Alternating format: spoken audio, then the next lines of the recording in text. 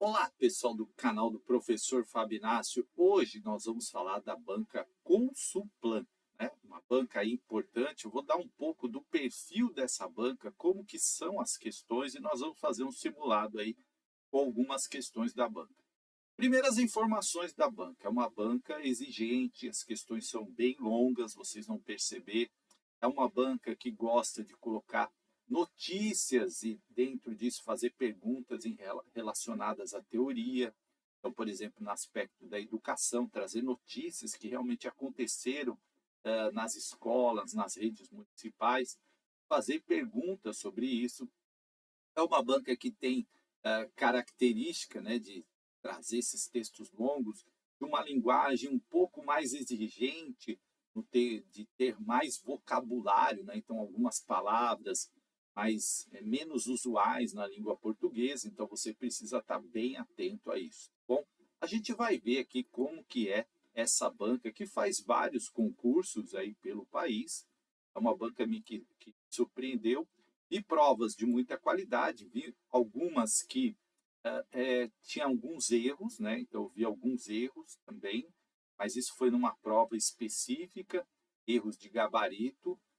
Então a gente precisa estar atento também. Mas é uma banca que tem uma qualidade de prova boa, né? Muito boa, sim, prova exigente, tá? Então banca Consulplan, inclusive é a banca que vai fazer o concurso de Minas Gerais. Olha só a questão número 1, né, que foi aí em Jequié, na Bahia, considerando os direitos de aprendizagem e desenvolvimento, a Base Nacional Comum Curricular, então BNCC. Sempre que eu vou trazendo questões, né, você vai ter também um pouco do aprendizado daquele tema, enfim. Então, eu não vou fazer prova dessa banca, mas você sempre aprende alguma coisa. Então, olha só, BNCC, que cai em vários concursos, né, estabelece 5 campos de experiências nos eixos estruturantes da educação infantil, nos quais as crianças podem aprender e se desenvolver. Em relação ao exposto, analise os itens a seguir. Então, aqui você tem os itens, né, colocados, e aqui tem 7 itens, e aqui as opções para você marcar. O eu, o outro e o nós é a primeira. 2, traços, sons, cores e formas. 3, corpo, gestos e movimentos. 4, diferentes linguagens com coerência. 5, escuta, fala, pensamento e imaginação. 6, espaços, tempos, quantidades, relações e transformações. 7, desenvolvimento do senso estético para reconhecer e respeitar as diversas manifestações artísticas e culturais. Os 5 eixos estruturantes da educação infantil são, aí vem aqui a sequência, né? 1, 2, 3, 4, 3, 5, 6, 2, 3, 5, 6, 7, C, 1, 3, 4, 5 e 6, D, 2, 3, 4, 5 e 7. Eu sempre falo para o pessoal, eu quero responder. Para o vídeo, responde, leia com calma, tá? Mas vamos lá. Bom, primeiro, 5 campos de experiência da BNCC, porque você tem que saber, né? Tem que ler lá na BNCC, nós já vamos falar. Quais são esses campos? O eu, o outro e o nós é um deles, né? Então, ok, aqui o número 1 está correto. Traços, sons, cores e formas também é outro campo importante que está colocado. O 3, corpo, gestos e movimentos, também é um dos campos de experiência da educação infantil. Agora, o 4, diferentes linguagens com coerência, não, esse não tem. Tá? Como a gente falou, são 5 campos, nós já vimos 3, o eu, o outro e o nós, traços, cores e formas, corpo, gestos e movimentos. E 5, escuta, fala, pensamento e imaginação, também é um dos campos de experiência. Espaços, tempos, quantidades, relações e transformações, também outro campo de experiência. E o desenvolvimento estético para reconhecer e respeitar as diversas manifestações artísticas e culturais não está entre os campos de experiência. Portanto, diante do que a gente viu, a alternativa correta, letra A. Né? É uma questão da BNCC, uma questão clássica que cobra aí um conhecimento importante, que são os 5 campos de experiência. Tá? Então, o gabarito nosso aqui Letra A, de amor. Olha aqui, ó. O eu, o outro e nós, corpo, gestos e movimentos, né? Aí quando a gente vê aqueles códigos da BNCC, o eu, o outro e nós, né? Vem aqui com a letra O. O corpo, gestos e movimentos é ET. O traços, sons, cores e formas EF. O escuta, fala, pensamento, imaginação é o TS. E o espaço, tempos, quantidades é o CG. Esses são aqueles códigos que a gente vê que a gente às vezes tem que colocar, às vezes não, tem que colocar nos planejamentos. Então, eu não sei isso, professor. Tem aula no meu canal sobre BNCC, aonde eu explico e muito mais, né? Tem falando da educação infantil, falando de outros temas também com questões, tá bom? Então, olha só, esses são os cinco campos de experiência que nós vimos na educação infantil. Informação importante, cai muito nos concursos, tá? Vamos ver mais uma questão. Olha só, uma questão que traz um trecho, né?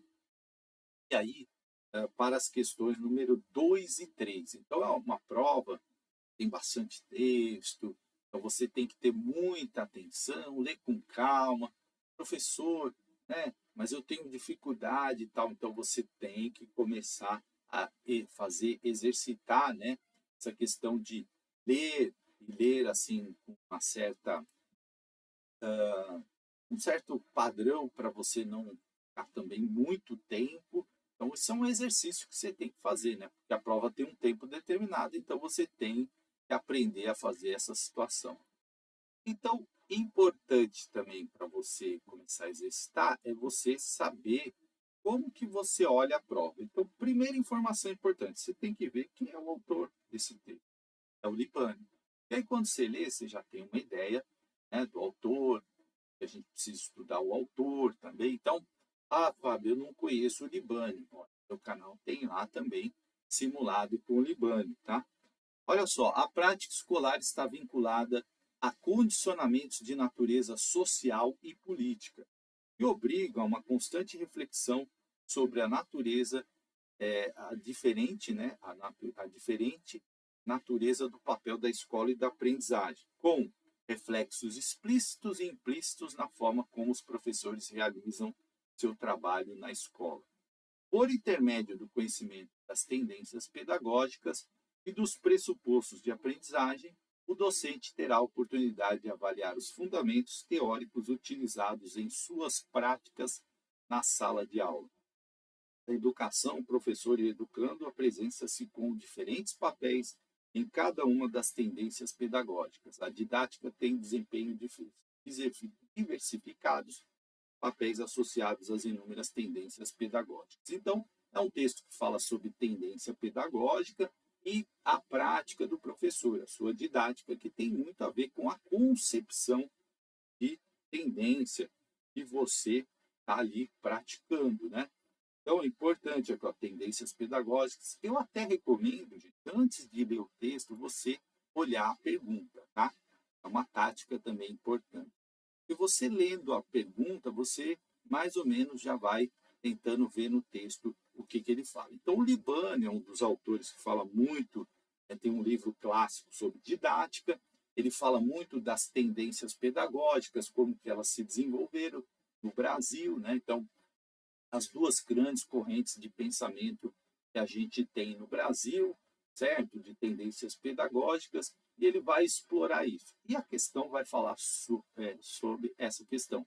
E do olhar, né? Nós, professores, embora muita gente diga assim, não, o professor tem que ser neutro. Não existe, né? Paulo Freire já dizia isso, porque quando você escolhe um jeito de dar aula, uma didática, uma metodologia, você ali já está escolhendo uma tendência, e essa tendência está implicada de contexto cultural, social, político, né? Não existe essa coisa da neutralidade, né? A neutralidade fala assim, mas eu não gosto desse, então ela já não é neutra, né? Então, a gente tem essa questão que é importante também, tá? Então, vamos lá, ó. Questão número 2, o que diz? Considerando as diferenças existentes entre as tendências pedagógicas, conforme a proposta de classificação de Libânio, que sustenta os pressupostos de aprendizagem na educação do Brasil, a pedagogia liberal e a pedagogia progressista. Olha aqui, ó, ele divide, né, essas duas grandes correntes aqui, por isso que a gente aprende muito com questões, pedagogia liberal e pedagogia progressista. Indica a seguir o papel do professor na pedagogia liberal, tá? Então, qual é o papel do professor na pedagogia liberal? Ele é mediador intervencionista, transmissor do conhecimento, favorecedor de aproximação da consciência, orientador e catalisador do processo junto ao grupo, gerando reflexões. Então, vamos tentar responder essa questão aí. Qual é o papel do professor na pedagogia liberal? Nessa questão aqui, gente, eu até, se fosse elaborá-la, eu colocaria aqui, né, pelo gabarito da banca, pedagogia liberal tradicional. Eu colocaria aqui, tá? Porque eu acho que ficaria mais coerente com a resposta que a banca deu, certo? Então vamos lá. Pedagogia liberal é aquela corrente que nós vamos ter aí entre uma das correntes, né, a corrente tradicional, aquela que vê o professor como o transmissor do conhecimento, certo? O professor é autoridade na sala de aula e ele é detentor de todo o conhecimento e que passa para os alunos o seu conhecimento. Então, ela não tem nada a ver com essa questão da aproximação da consciência, né? Nem catalisador do processo gerando reflexões, não é esse o objetivo da pedagogia liberal, isso está muito mais ligado à pedagogia progressista, né? E também não é mediador e intervencionista, embora dentro da pedagogia liberal a gente tem a escola nova, que traz o professor ali como um papel de mediador, tá? Por isso que eu acho que ficaria mais coerente colocar aqui o tradicional. Mas, enfim, a banca colocou o gabarito letra B, né, que é transmissor do conhecimento, e realmente isso é uma característica marcante aí da pedagogia liberal, principalmente da corrente tradicional, portanto, gabarito letra B de bola. Essa é uma questão que fala sobre tendências pedagógicas, né, como a gente viu. O Libânio é um dos grandes autores esse tema no Brasil, assim como Demerval Saviani, que é professor da Unicamp. Esses dois autores, eles são a referência de muitos concursos. E tem no meu canal tendências, né, também pedagógicas, tem Libânio comentado lá para vocês, ok? Em breve também Demerval Saviani. Então aqui, questão B, né, de bola, questão até aqui tranquila da banca, tá? B de bola, certo? Bom, aí mais uma questão falando sobre tendências, né? Ó, o termo progressista é empregado para designar as tendências e, partindo de uma análise crítica das realidades sociais, sustenta implicitamente as finalidades sociopolíticas da educação. De acordo com a classificação de Libânio, assinale a alternativa que evidencie corretamente todas as tendências progressistas, né? A gente viu essa divisão de tendência progressista e tendência liberal, e aqui ele está perguntando qual alternativa traz todas as tendências progressistas. Então, a letra A diz o seguinte: tradicional, libertária e crítico social dos conteúdos, libertadora, libertária e crítica social dos conteúdos, libertadora, renovadora, progressista, libertária e crítica social dos conteúdos, tradicional, renovada, progressista, renovada, não diretiva e pedagogia tecnicista. Então, vamos lá. Quais são as tendências progressistas, né? Primeiro, as liberais, já vai colocar aqui, ó, tradicional é liberal, certo? Então, a gente elimina a tradicional aqui, ó, na D, a tradicional está ligado à pedagogia liberal, certo? Assim como a tecnicista, assim como a renovadora não diretiva, todas essas estão ligadas à pedagogia liberal, certo? A banca, ela errou na prova essa questão, talvez porque ela queria colocar aqui tendências liberais e colocou progressista, e ela marcou a letra D. Se fosse aqui liberal, seria realmente a letra D, tá? Mas está falando das progressistas, né? Então, aí as progressistas nós temos aqui nascer a libertadora, a renovadora progressista, que aqui ela também entraria na liberal, segundo o Libânio, e essas aqui sim seriam libertadora, libertária e crítico social. Mas a correta aqui é libertadora, libertária e crítico social dos conteúdos. Mais uma vez, letra B de bola, tá? Então, as tendências progressistas, né? Me perguntou dali das liberais. Então, aqui, letra B, e aqui eu vou trazer para você um pequeno trecho aonde o Libânio coloca pedagogia liberal. Quais são essas tendências aí? A tradicional, a renovadora progressista, a não diretiva e a tecnicista, que foi muito famosa na década de 60, 70, né, quando teve a intervenção militar. Eu falo com detalhe dessas tendências no outro vídeo, tá? Aqui como é uma apenas a gente está comentando as questões, o estilo da banca, só para vocês entenderem, né? E aqui a gente tem a questão do Carl Rogers, né? Tem vários outros autores aí dentro dessas pedagogia liberal, inclusive a Escola Nova no Brasil, enfim, a gente tem aí uma série de tendências que chegaram no Brasil, foram aplicadas e por isso que o Libânio faz essa, né, divisão aí entre essas duas. E a progressista, aí sim, a libertadora, a libertária, crítico social dos conteúdos, tá? Crítico social dos conteúdos, que é o que o Libânio classificou dessa forma, né? A libertária, muito ligada aí aos movimentos anarquistas, enfim, mas tendência, enfim, com uma liberdade de pensamento fora da, eu diria, teria que explicar melhor isso, maior liberdade, né, para os alunos, enfim, e a libertadora para os alunos, professores, enfim, todo mundo. E a libertadora, que é uma tendência do Paulo, capitaneada aí principalmente pelo pensamento de Paulo Freire, né? Então, todas essas correntes de pensamento, elas de certa forma convivem no Brasil, existem, né? São nas escolas. Então, nós temos desde a pedagogia liberal, pedagogia progressista no Brasil. Não existe um pensamento único no Brasil, tá? Em relação, principalmente, à aplicação sala de aula. Tá? Então, só para vocês terem claro, isso aqui a gente explora mais nos outros vídeos. Bom, mais uma questão. Aqui começamos com as questões mais longas, né? Estilo da banca mesmo, tá? Trouxe aquelas três que aparecem, mas uma característica principal da banca é esse tipo de questão aqui, ó, bem longa, né?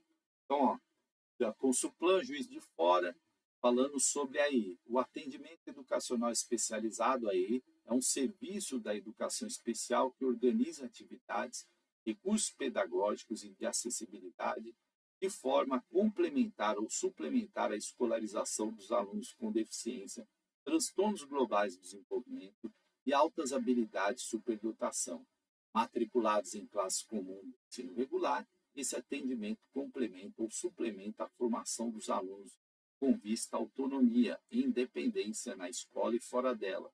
Sobre tal complementação ou suplementação, é correto afirmar que, veja que essa é uma questão que a banca vai exigir, né, de você um entendimento do que é um atendimento educacional especializado, o AEE, certo?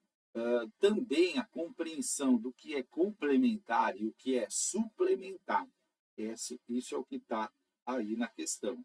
E aí na A fala assim, o atendimento suplementar trabalha com alunos que possuem dificuldades no processo de ensino e aprendizagem de forma a consolidar o conhecimento. B, o atendimento complementar é usado quando os alunos possuem altas habilidades, superdotação, o que faz com que o ensino seja adaptado às suas necessidades. C. O atendimento complementar atua para suprir a falta de determinada necessidade educacional. E o atendimento suplementar é usado quando o aluno já possui o conhecimento necessário. D. O atendimento suplementar atua para suprir a falta de determinada necessidade educacional. E o atendimento complementar é usado quando o aluno já possui o conhecimento necessário. E esse serviço, instituído pelo projeto político pedagógico da escola, é realizado preferencialmente na sala de recursos multifuncionais individualmente, para se garantir a atenção exclusiva no mesmo turno da escolarização em sala de aula comum. Então vamos começar pela E, né? Eu só quero responder, para o vídeo, responde. Mas vamos começar pela E, certo? Primeiro, tem que estar no projeto político-pedagógico da escola o atendimento educacional especializado? Sim, tem que estar. Obviamente, tem que estar. Tudo bem. Ele é preferencialmente realizado na sala de recursos multifuncionais? Ok, perfeito. Exatamente isso. Individualmente, para se garantir atenção exclusiva? Sim. Né? Alguns professores podem trabalhar ali com 2, 3 alunos, mas normalmente é individual. Tá? No mesmo turno, aí não, né? No contraturno, né? No contraturno da escolarização, tá? Então, aqui a E está errada, equivocada. Bom, o atendimento suplementar, ele trabalha com alunos que possuem dificuldade no processo de ensino-aprendizagem, e aí tem a noção de que complementar e suplementar, né? Então, vamos pensar. Eu tenho um copo ali, preciso encher, tá meio cheio. Eu vou fazer o quê? Vou complementar, né, com a outra metade. Ah, eu estou com uma carência de vitamina, eu preciso, né, complementar ali. Eu não estou com uma vitamina, melhor dizendo, preciso complementar. Então, complementar quer dizer que não tem, tá? Não tem. Eu preciso, né? Eu não tenho. Então, não é que vai, não é só suplementar aí, trabalhar com alunos que possuem dificuldades. Então, esse conceito aqui está ok. Ó, o atendimento complementar é usado quando os alunos possuem, ó, se eles já possuem, eles já têm, né? Já têm, são altas habilidades, superdotação. Então, eles já têm conhecimento. Eu preciso o quê? Suplementar esse conhecimento deles. Né? Então, também está errado. Agora, olha só, a C e a D, e aí aquela dica. Uma é o inverso da outra. Isso já te dá uma desconfiança. Quando você lê uma questão, você vê que uma nega a outra, você fala, nossa, aqui pode estar a alternativa certa. Porque a C fala uma coisa e a D fala exatamente o contrário. O atendimento complementar atua para suprir a falta de determinada necessidade educacional. O atendimento suplementar é usado quando o aluno já possui o conhecimento necessário. E o atendimento suplementar atua para suprir a falta. Ó, inverteu. Né? Então, eu tenho uma pista muito boa aqui. Será C ou será D? Gabarito, letra C. Olha aqui, ó. Complementar é para suprir. Não tem, eu vou, né, colocar ali. Tá? Suplementar quando o aluno já possui o conhecimento necessário, certo? Então, esse conceito é importante para você não confundir aí o que é complementar e suplementar, ok? Complementar é quando não tem, precisa, né? Então, você vai ali para suprir a falta dessa questão. E o suplementar é que você tem, né? Então, você vai, tem conhecimento, você vai, né, como aqueles suplementos, né, que a gente suplementa para melhorar, enfim. Certo. Olha só, letra C, ok? Letra C, casa. Então, uma questão interessante. Você viu que a banca, né, tem toda uma construção ali, para uma questão também ali de interpretação do texto, enfim, uma questão interessante. Vamos ver aqui a número 5. Olha, outra questão grande também, mas de um tema que a gente já viu. né? Mas isso é uma característica da banca também, ó, ela traz uma notícia, né? Olha, escola amarra crianças e é investigada por maus tratos. Aí traz aqui, ó, Consuplan, Juiz de Fora. Recentemente, o povo brasileiro foi surpreendido pela notícia de um crime em uma escola de educação infantil no estado de São Paulo. Uma escola infantil particular chamada Colmeia Mágica, localizada no bairro de Vila Formosa, na zona leste de São Paulo, é investigada pela Polícia Civil após vazarem vídeos de crianças sendo maltratadas. As imagens mostram dois bebês amarrados com lençóis e chorando embaixo de uma pia. É muito comum essa banca trazer notícias, né, que foram veiculadas na mídia para a prova. Tá? E aí ela vai falar o seguinte, ó, o procedimento utilizado pelas profissionais da instituição contraria toda e qualquer lógica pedagógica na educação e deve promover experiências nas quais as crianças possam fazer observações, manipular objetos, investigar e explorar seu entorno, levantar hipóteses e consultar fontes de informação para buscar as respostas às suas curiosidades e indagações. Dentre os campos de experiências elencados na base nacional comum curricular, a BNCC, bem como no referencial curricular de Juiz de Fora, o que prevalentemente deve promover oportunidades para que as crianças ampliem o modo de perceber a si mesmo e ao outro, valorizar a sua identidade, bem como respeitar e reconhecer as diferenças que nos constituem como seres humanos, é A, o eu, o outro e o nós, B, traços, sons, cores e formas, C, corpo, gestos e movimentos, D, escuta, fala, pensamento e imaginação, E, espaços, tempos, quantidades, relações e informações. Então, esse é o tipo de questão da banca. Texto, né? Então, a gente tem que estar muito atento quando a gente faz uma prova em que a banca ela traz questões muito longas, certo?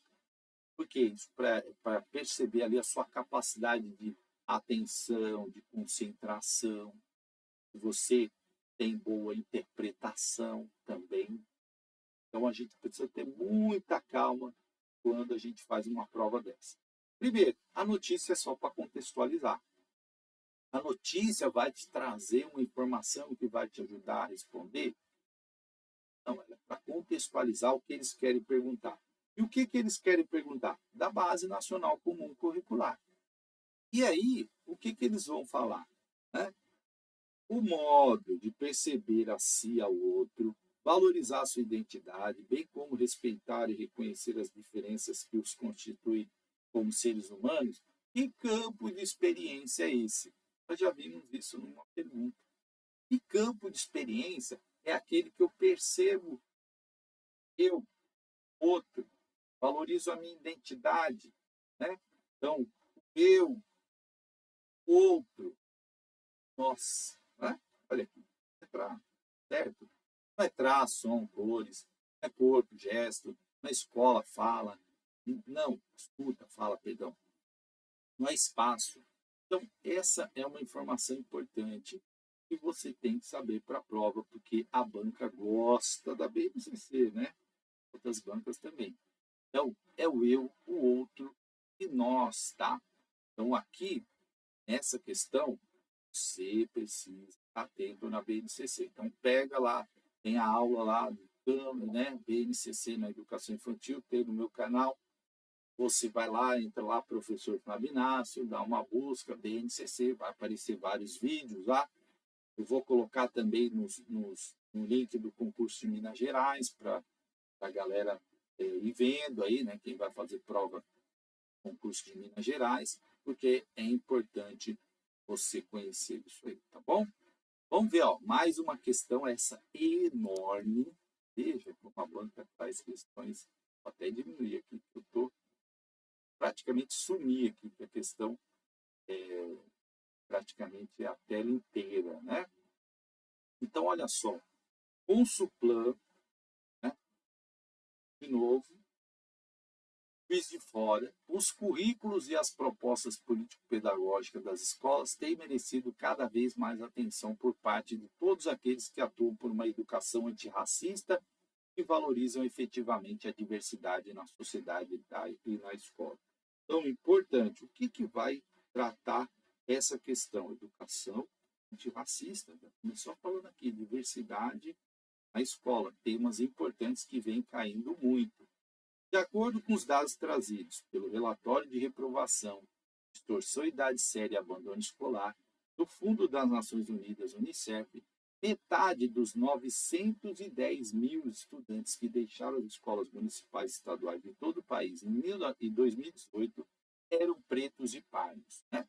Então, está fazendo uma relação aí da questão da desigualdade que existe, que a maioria das pessoas que existiram, né, das escolas eram pretos e pardos. Além disso, as populações preta e parda e indígena, entre 9% e 13% dos estudantes reprovados, enquanto entre os brancos é um percentual de 6,5%. Isso é uma notícia do SEMPEC, Racismo Estrutural, e está ligado a essa questão da desigualdade existente no nosso país. Então, desigualdade de renda, de acesso à informação, enfim. Então, a questão trouxe toda essa contextualização. E aí vem a pergunta. Do ponto de vista de uma educação e um currículo para igualdade racial, é possível depreender que a banca gosta de depreender. Né?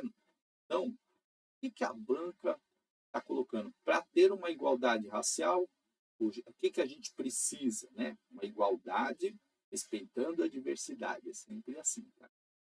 Mister, ó, se faz suplantar as resistências e os processos de luta por direitos protagonizados por tantos movimentos sociais ao longo da história do país, dentre eles os movimentos negros.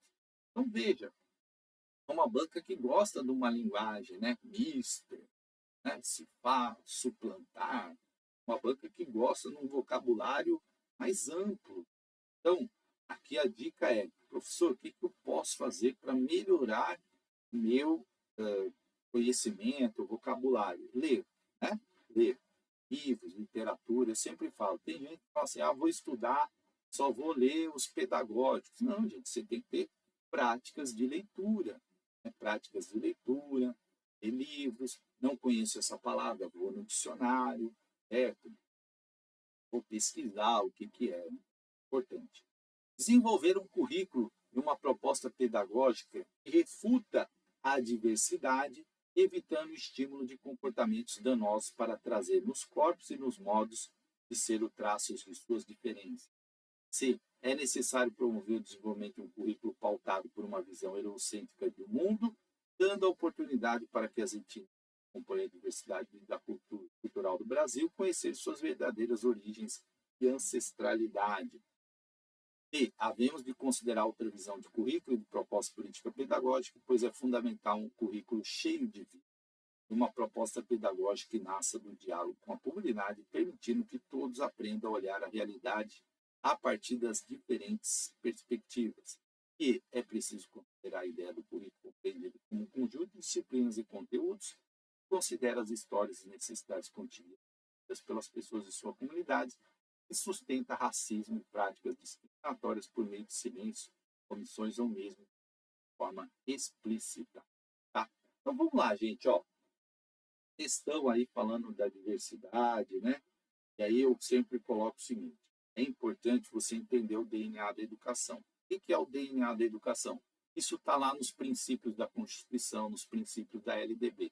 Eu tenho um vídeo que eu só falo disso, o DNA da educação. Que é o quê? O que está no DNA da nossa educação? Respeito à diversidade, pluralidade, respeito aos direitos humanos, né? Questão democrática, o diálogo, tudo isso está lá colocado no princípio, os princípios da educação brasileira, o que eu chamo de DNA da educação. Quando ele coloca aqui mister, né? Ou seja, de forma mente, né? Se faz suplantar, aí suplantar é superar, pisar, né? As resistências e processo de luta por direitos. E não é isso, né? Porque as lutas por direitos são importantes, né? São importantes. Os movimentos negros, a gente não quer suplantar eles, ou seja, vamos para frente, né? Enfim, a gente tem que respeitar toda essa construção que eles fizeram. Então, não é isso. Né? Desenvolver uma proposta que refuta, que nega a diversidade, não, a diversidade está na base legal da educação brasileira. Respeito à pluralidade, diversidade. Então, não tem proposta pedagógica para refutar a diversidade. Ah, não, não. Queremos, não vamos respeitar. Hoje, cada vez mais, a gente tem que respeitar a diversidade, certo? Está em todas as leis da nossa educação. Ah, promover um currículo pautado no eurocentrismo. Ué, mas nós estamos falando de educação racista. Um dos problemas é que a nossa educação ela sempre foi pautada numa visão branca, eurocêntrica, né, durante muitos anos. Então, você olhava os livros didáticos, você não vê o negro, né, a não ser numa condição de escravo, sempre ali. Então, as nossas imagens que muitas vezes iam eram crianças ruivas, crianças loiras, crianças, né? Agora que está se começando a mudar. Então, quando a gente fala, não é uma visão eurocêntrica, não vamos abolir também que a Europa tem os portugueses, italianos, que foram fundamentais aí na formação de várias comunidades, principalmente nessa grande comunidade diversificada que é o Brasil, tem sim o papel da Europa, né? Em algumas regiões a influência italiana, espanhola, grande parte do Brasil, para não dizer na totalidade, a portuguesa, também a gente vai encontrar pontos ali da comunidade holandesa, enfim. Né? Então, não é eliminar o Eurocentro, né? Não é eliminar a visão da Europa, mas não podemos ter uma visão eurocêntrica de mundo, né? Que a Europa é. Então, essa aqui também está fora, né, gente? Não tem como. Aí, é, aí ela fala assim, a ideia de um currículo, disciplina e conteúdo que considere as histórias e tal, e que sustenta racismo, sustentar racismo, sentido. Temos que superar, né, essa visão. Então, é a D, né? Havemos de considerar, olha só que bonito, outra visão de currículo e de proposta político-pedagógica, pois é fundamental um currículo cheio de vida e uma proposta pedagógica que nasça do diálogo com a comunidade. Olha aí a questão da gestão democrática, né? Que está no DNA da educação, permitindo que todos, e o que eu falo quando a gente responde uma questão de educação, sempre a nossa legislação educacional, grande maioria dos nossos autores pedagógicos, a visão é sempre ampla. Né? Então, todos, plenamente, são palavras muito comuns a gente ver. Então, permitindo que todos aprendam a olhar a realidade a partir de diferentes perspectivas. Então, o respeito à pluralidade, o respeito ao diferente, o respeito ao outro. Nós já vimos lá na base nacional o outro, eu, o outro e nós. Olha como as coisas vão se encaixando, né? Então, porque lá no começo da escolaridade, né? Lá na base na educação infantil, já temos que aprender isso. Então, é o reforço aqui dessa visão, né? Então, letra D é a resposta correta, certo? Vamos para mais uma questão aqui, a número 7. Deixa eu aumentar um pouquinho aqui meu... Quase sumiu. Bom, vamos lá. Olha só, outra questão. Veja novamente que a questão é ampla. Enche a tela, né?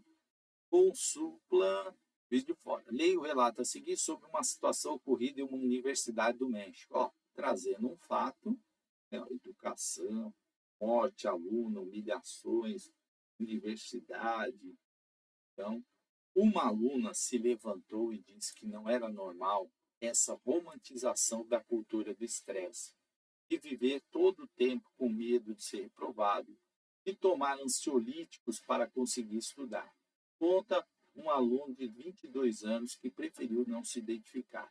Então, um a um, os estudantes começaram a contar histórias de tentativas de suicídio, humilhações, assédio sexual, homofobia e outros casos que aconteceram na universidade. Quando a gente fala aqui dessa questão, olha, aqui nós estamos falando de alunos de 22 anos, né? Eu já ocupei diversos cargos na educação, né? Diretor, supervisor, educador, coordenador, professor, enfim. Ansiolítico, já vi criança de primeiro ano tomando. Primeiro ano, né? Vocês sabem que o Brasil é o país com o maior número de casos de ansiedade no mundo. No mundo. Então, o ocorrido não interessaria a profissionais da educação básica se a romantização do estresse educacional, a pressão por alto desempenho e a falta de compreensão e mediação do erro do aluno não ocorresse dentro da maioria das escolas em qualquer lugar do mundo. Jussara Hoffmann denuncia, em relação à prática tradicional de avaliação, o sério prejuízo de tais procedimentos classificatórios trazem ao desenvolvimento socioafetivo dos alunos. Para a autora, a ação mediadora do professor. Então, traz aqui uma autora clássica de concursos, que é a Jussara Hoffmann, que fala sobre a avaliação formativa. Então, ela vai trazer uma concepção de avaliação. E aí, quais são as alternativas? E tem lá no meu canal também, Jussara Hoffmann, tá? Não pode, ao mesmo tempo, ser uniforme em todas as situações de tarefa dos alunos. B. Considerando que todo e qualquer erro é construtivo, o aluno é capaz de descobrir todas as respostas. C. Considera a aprendizagem no sentido amplo, corrigindo o errando também se aprende, por errando se aprende. D. Sustenta o significado de correção, retificação para o da interpretação da lógica do aluno diante da área do conhecimento em questão. E dá ao professor a possibilidade de desenvolvimento de procedimentos de intervenção que sirvam de regras gerais e que se apliquem a todas as tarefas, seja qual for a natureza. Então vamos lá para entender qual é a resposta correta. Então, o que a Jussara Hoffmann vai nos dizer aí com relação à avaliação? É importante a gente entender que ela traz a avaliação não como uma questão punitiva, classificatória, e sim como um instrumento a favor da aprendizagem, né? Então, colocando aqui, né, que ela falou, não pode ao mesmo tempo ser uniforme em todas as situações e tarefas do aluno. B, considera que todo e qualquer erro é construtivo, o aluno é capaz de descobrir suas respostas. Considera a aprendizagem no sentido amplo, por errando também se aprende, por errando se aprende. Sustenta o significado de correção, retificação para de interpretação da lógica possível do aluno diante da área de conhecimento em questão. E dá ao professor a possibilidade de desenvolvimento de procedimentos de intervenção que sigam de regras gerais que se apliquem a todas as tarefas, seja de qual for a natureza, tá? Então vamos lá tentar entender aí com base no pensamento da Jussara Hoffmann. Primeiro, gente, procedimento de intervenção de regra geral se aplica a todas as tarefas? Não, né? Os alunos são diferentes, diversos, né? Então, a gente não dá para ter uma regra geral que vale para tudo, para todos, né? A todas as tarefas. Portanto, essa aqui está fora, certo? Também, quando ela fala assim, correção, retificação para a interpretação da lógica possível do aluno, da área do conhecimento em questão, não é isso, né, que a Jussara Hoffmann defende. Ela, quando fala de avaliação, ela fala de uma avaliação mediadora, que é uma espécie de diálogo. E quando eu dou uma aula, posso lá ter preparado minha aula, tal, eu estou dando a minha aula, né, com base nos conhecimentos que eu tenho do aluno, do contexto e tal, e eu preparei aquilo com o maior carinho, maior planejamento. Mas, de repente, não deu certo. Meu aluno não entendeu nada. Talvez eu usei palavras que ele não tem ainda aquele vocabulário. Talvez eu tenha errado na minha metodologia, na minha didática, enfim. Quando eu faço avaliação, eu percebo que muita gente não entendeu. Então, esse diálogo é importante para você até repensar a sua prática, certo? É nesse sentido que a Jussara Hoffmann coloca. E quando ela fala assim, errando também se aprende, substituindo por errando se aprende, não. A Jussara Hoffmann não trata dessa forma, né? Errando se aprende, ou errando também se aprende. Aqui é um pouco sinônimo, né? O errar, quando a gente erra, é importante, porque a gente entender o caminho que nos levou a errar, a gente vai construir o acerto, é nesse sentido. Isso se faz através da avaliação formativa, né? Porque ela vai formar, vai levar você a aprender. Né? Então, não tem a ver com o que a Jussara Hoffmann colocou. Ela não acha que o erro, não que ela despreze o erro, obviamente que ela considera o erro como um instrumento da construção ali do aprendizado também, tá? Mas não dessa forma que está colocado aqui. Considera que todo erro é construtivo, que o aluno é capaz de descobrir todas as respostas? Não, né? Não. Por isso que a avaliação do papel do professor, o papel do mediador, né? Nesse caso é importante. Então, tem erro que é construtivo? Sim, tem erro e a gente precisa trabalhar, né? A base desse erro, porque quando fala assim é muito geral. Por exemplo, um erro de, vamos dizer assim, um erro que afeta visões e concepções, solidariedade, ação, respeito, não pode, né, valorizar esse erro. A gente precisa ter uma intervenção nesse sentido. Quando um aluno menospreza o outro, quando discrimina, né? Então, ter calma aí também. Então, não é a B, e claro, não se pode ser uniforme em todas as situações de tarefa dos alunos. Por quê? Uma das coisas que muita gente fala hoje na avaliação é a diversificação de instrumentos avaliativos. Então, eu tenho que ter vários instrumentos, por quê? Tem aluno que é melhor na oralidade, tem aluno que é bom de argumentar, de debater, tem aluno que escreve muito bem, mas não se expressa muito bem, então, verbalmente, né? Então, a gente precisa ter vários instrumentos para reconhecer ali as potencialidades de cada um.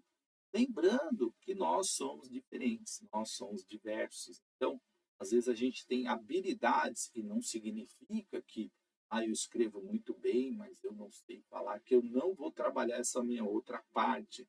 A professora, o professor, ele vai identificar, claro, ele vai procurar ajudar a desenvolver a máxima potencialidade nessa outra parte que a pessoa não é tão habilidosa assim.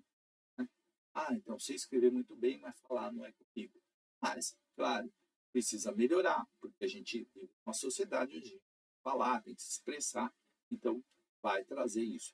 Então, quando a gente tem uma avaliação uniforme para todos, né, em todas as tarefas, a gente pode não identificar potencialidades e habilidades que estão ali presentes naquele aluno. Portanto, aqui gabarito letra A de amor, né? A de amor, certo? Bom, mais uma, também um autor aí que cai bastante nos concursos, que é o Crispino, né? Lá.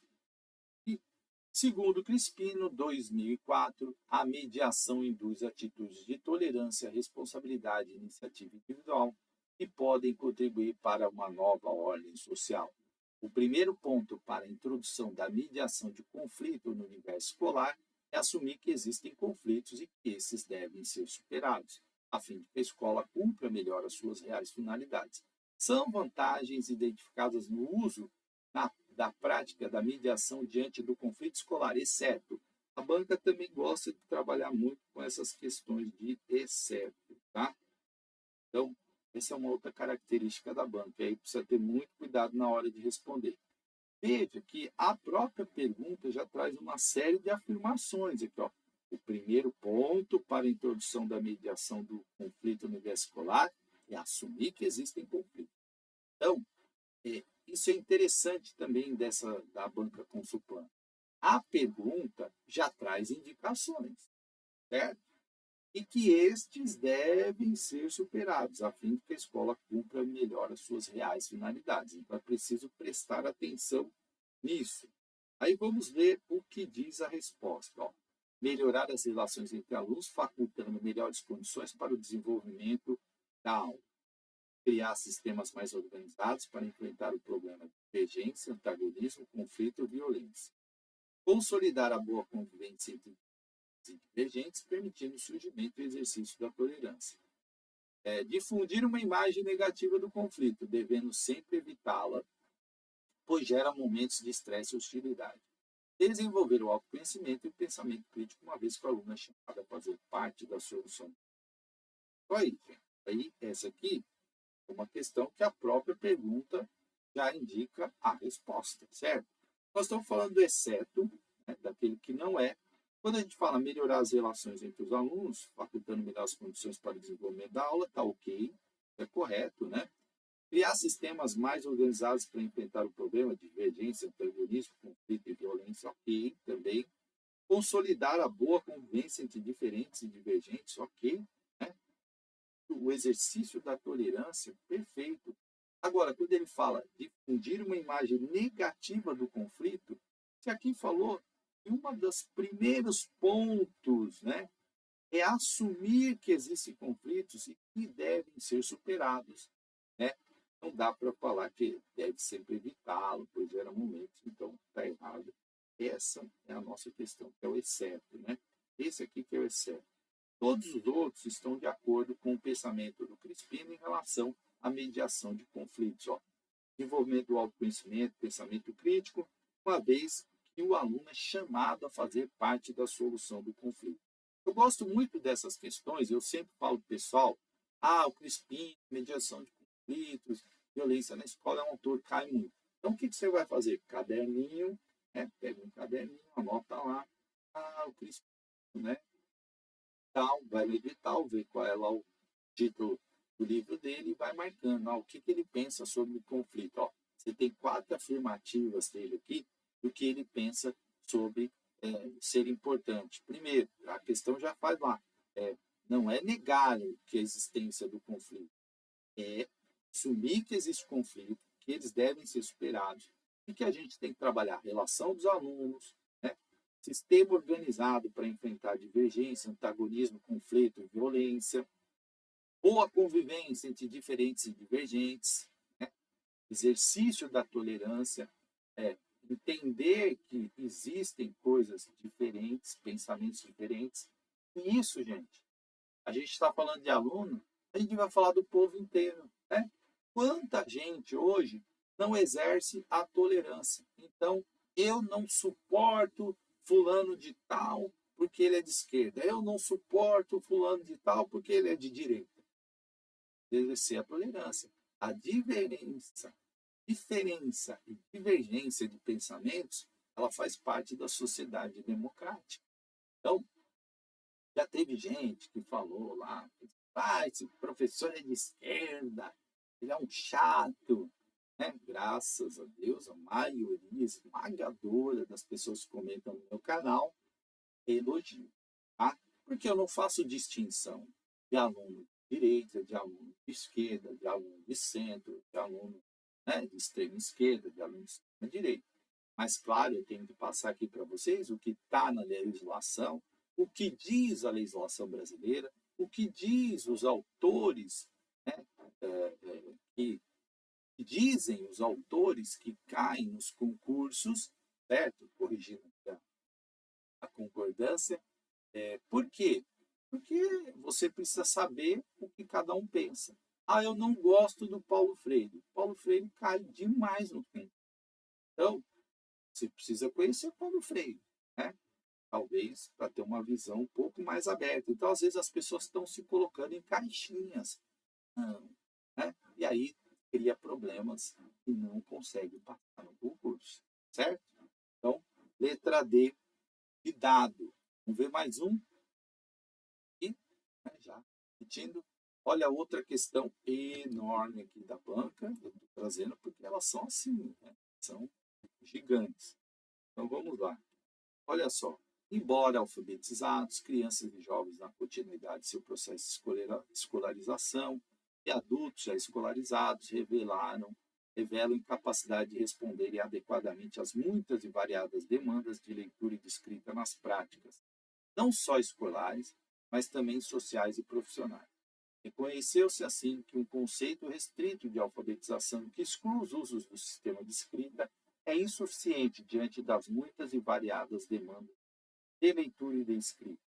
Em outras palavras, o aprender o sistema alfabético de escrita, contemporaneamente conhecer e aprender seus usos sociais, ler, interpretar e produzir textos, não apenas alfabetizar, mas alfabetizar e letrar. O alfa, letrar, Magda Soares, né, Ada? Considerando exposto, não é essencial para reverter o fracasso da educação. Ó, veja, não é, de novo, né? Aquele era o exceto, agora é o não é.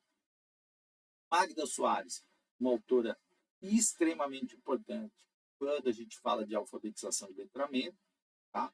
Tem um vídeo no meu canal que eu falo da Magda Soares. Minas Gerais, né? Foi ali o berço de várias experiências relacionadas ao pensamento da Magda Soares, influenciado pela Magda Soares, tá? Então, olha só, a orientação dos processos de conceitualização da língua escrita pela criança e de sua progressiva apropriação do princípio alfabético. Estou procurando o que não é. Diagnósticos periódicos de aprendizagem elaborados, aplicados e corrigidos pelos próprios professores que guiam o processo de ensino. C. Desenvolvimento de habilidades de leitura fluente e de interpretação de texto e produção de textos desde a educação infantil até os anos iniciais do ensino fundamental. D. Mudança do foco da ação docente por meio de um processo cotidiano de desenvolvimento profissional dos professores ou definição de metas a alcançar em cada ano de escolarização. E a escolha entre métodos de alfabetização que se orientam pela concepção de alfabetizar, ensinar a criança a ler, a leitura entendida como decodificação e escrever, a escrita entendida como codificação, ou seja, decifrar um código. Então vamos lá. Magda Soares, ela vai defender, né, a alfabetização e o letramento como coisas intrínsecas, como coisas que andam juntas, como coisas que são inseparáveis, né? Então, ela vai defender isso. Ou seja, não basta apenas conhecer os códigos, né? Não basta apenas decodificar e codificar, né? Não basta eu ler sem eu entender o que eu estou lendo. Não basta eu escrever sem eu saber o que eu estou escrevendo. Por isso que ela chama de alfaletrar, quando eu, ao também conhecer os códigos, que são importantes, né?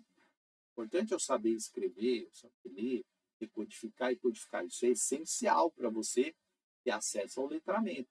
Mas o linguagem, o uso da escrita, o uso da escrita e da leitura está muito ligado ao nosso contexto social, do uso social da linguagem. A gente precisa entender como que a linguagem é usada, por que ela é usada, né?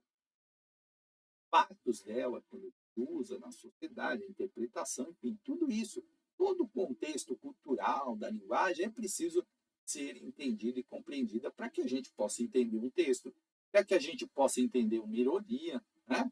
Para que a gente possa fazer uma inferência, né? Porque hoje muita gente tem dificuldade de fazer inferência, fazer hipótese, de entender determinados textos, de entender ironia. Basta você ler comentário na internet, a pessoa nem lê as coisas, né? Ela já vai concluindo sem prestar atenção no que a pessoa está dizendo, sem ler, sem ir até o final, né? Porque hoje é a sociedade rápida. Às vezes você está falando uma coisa, a pessoa, você falou até metade, a pessoa já está concluindo, executando, te criminalizando, enfim, te julgando, fazendo de tudo, porque não tem essa capacidade de compreensão mais ampla, que é o alfa-letrar, tá? Então, quando ela fala assim, orientação dos processos de conceitualização da língua escrita, e apropriação do princípio alfabético está corretíssimo, é essencial para reverter o fracasso da alfabetização. Diagnóstico periódicos de aprendizagem, aplicado e corrigido pelos próprios professores também, porque aí você vai perceber as dificuldades, né, das crianças, enfim. O desenvolvimento de leitura fluente é importante, interpretação de texto, produção de texto, desde a educação infantil até os anos iniciais do ensino fundamental.